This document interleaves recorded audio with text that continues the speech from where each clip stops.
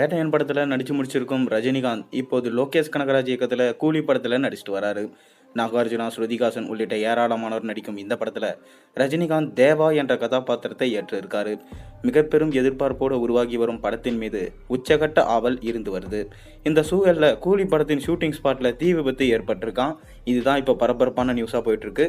என்ன அந்த விஷயம் அப்படின்னு சொல்லிட்டு பார்ப்போம். அதுக்கு முன்னாடி சேனலுக்கு சப்ஸ்கிரைப் பண்ணிட்டு இந்த வீடியோக்கு ஒரு லைக் பண்ணிட்டு வாங்க வீடியோக்குள்ள போகலாம்.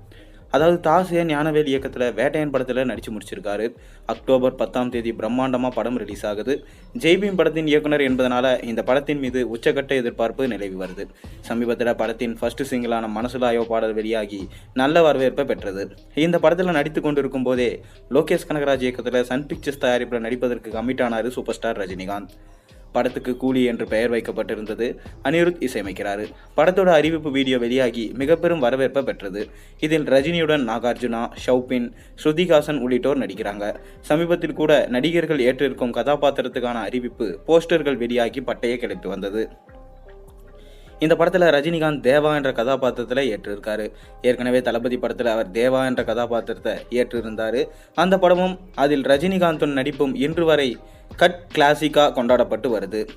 இதன் காரணமாக கூலி படத்திலும் தேவாவாக ரஜினிகாந்த் கலக்குவாரா என்று ரசிகர்கள் ஆவலோடு எதிர்பார்த்திருக்காங்க.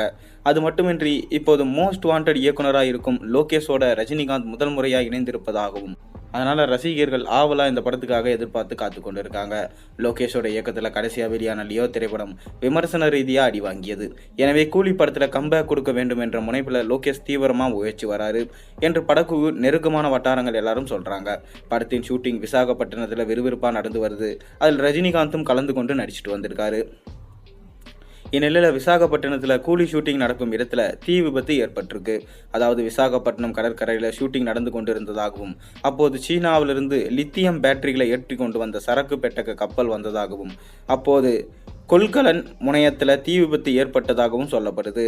இதிலிருந்து ரஜினிகாந்துக்கும் படக்குழுவினருக்கும் பத்திரமா தப்பித்து விட்டார்கள் என்பதனால ரசிகர்கள் ரொம்பவே நிம்மதி அடைஞ்சிருக்காங்க.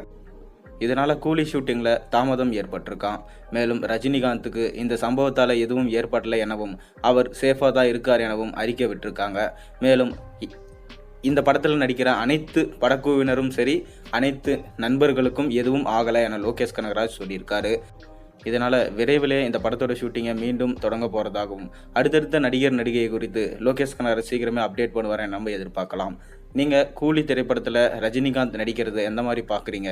மேலும் இந்த படமாச்சு தேருமா தேராதா? மறக்காமல் உங்கள் கமெண்ட்டை கீழே சொல்லுங்கள். மேலும் சேனலுக்கு போடுற ஒரு விஷயம் பிடிச்சிருந்தா மறக்காமல் சப்ஸ்கிரைப் பண்ணுங்கள், லைக் பண்ணுங்கள், பெல் ஐக்கானை ப்ரெஸ் பண்ணுங்கள். அப்போ தானே போடுற வீடியோஸ் எல்லாம் உங்களுக்கு நோட்டிஃபிகேஷனாக வந்து சேரும்.